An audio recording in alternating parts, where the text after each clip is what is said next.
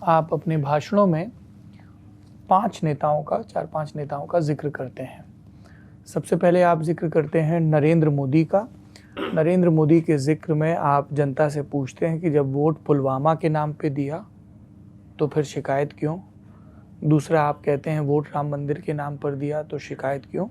तीसरा, आप कहते हैं कि वोट 4 किलो भात 5 किलो चावल के नाम पे दिया या गेहूं के नाम पे दिया या राम मंदिर के नाम पे। नहीं, ये नेताओं का कोई लेना देना नहीं। मैं ये नहीं कह रहा हूं कि आपने वोट अगर अनाज के लिए दिया तो आप शिकायत क्यों कर रहे हैं। मैं ये कह रहा हूं, उनको समझा रहा हूं कि लोकतंत्र की बुनियाद को समझो।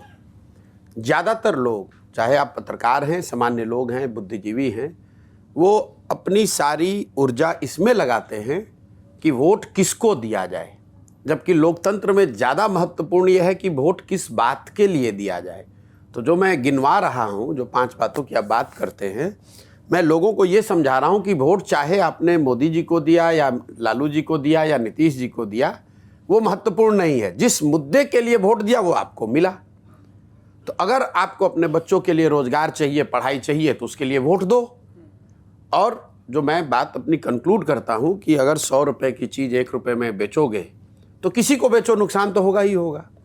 अगर लाखों रुपए का अपना वोट आप 5 किलो अनाज पर दे देंगे या जात के नाम पर दे देंगे तो आपकी गरीबी रहेगी ही रहेगी, चाहे मोदी को दीजिए, प्रशांत किशोर को दीजिए या लालू को दीजिए।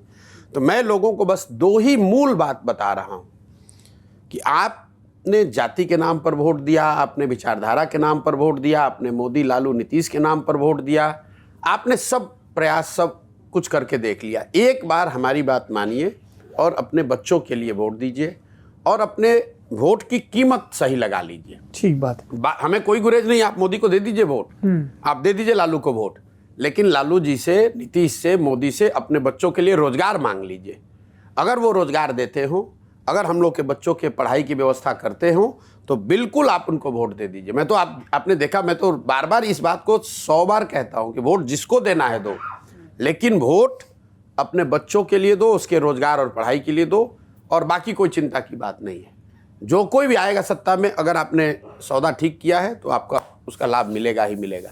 आप मुझे बताइए, मोदी जी देश के प्रधानमंत्री हैं, वो गुजरात के भी प्रधानमंत्री हैं और बिहार के भी प्रधानमंत्री हैं।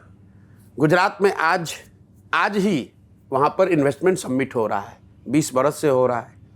वहाँ billions and billions of dollars का इन्वेस्टमेंट की बात हो रही है। गुजरात में एक शहर है सूरत, जहाँ 5 लाख से ज़्यादा बिहार के बच्चे मजदूरी कर रहे हैं। एक वो समिट, उसका छोटा ही स्वरूप बिहार में भी होना चाहिए था। गुजरात के लोगों ने तो 26 MP जिताए हैं ना मोदी जी के, हम लोगों ने तो 39 जिताए हैं। हम लोग का इतना भी हक नहीं है, और अगर नहीं है हक तो हम लोग के बच्चे मजदूर ही रह जाएंगे जीवन भर के लिए। यही बात मैं लोगों को बता रहा हूँ। बात मोदी की और मनमोहन सिंह की नहीं है, बात लालू जी और नीतीश की नहीं है। मैं किसी की शिकायत नहीं कर रहा हूँ, मैं अपने और बिहार के बच्चों की बात कर रहा हूँ। हम लोग का हक मिलना चाहिए। हम लोग जीवन भर सिर्फ वोट देने के लिए नहीं बने हैं, वोट के साथ हम लोग के बच्चों को कुछ लाभ भी मिलना चाहिए।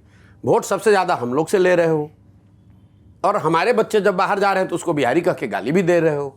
दोनों बात कैसे चलेगा भाई? कांग्रेस के लोग कह दें कि उनको वोट नहीं चाहिए। उनका अभी चीफ मिनिस्टर 2 दिन पहले बना है, जुमा जिसकी कोई राजनीतिक औकात नहीं है, वो आदमी कहता है कि बिहार के लोगों का DNA है मजदूरी करना, और वही राहुल गांधी बिहार से होकर जाएंगे और हम लोग उनका स्वागत करेंगे। ये हम लोग का हक नहीं है। हम अभी मंच पे क्या बोले हैं, 10 साल से मोदी जी प्रधानमंत्री हैं। भाई एक दिन ही सही, 10 साल में एक दिन आप ये निकालो और बिहार के लिए एक बैठक करो कि बिहार में जो बंद चीनी मिल हैं वो कैसे चालू होंगी। एक दिन तो निकालो हमारे लिए, एक दिन तो बिहार के लिए निकालो। हम लोग 39 MP जिताकर भेजे हैं भाई, इतना भी हक नहीं है बिहार के लोगों का। इसमें क्या, इसमें किसका विरोध है? मैं किसी का विरोध नहीं कर रहा हूं।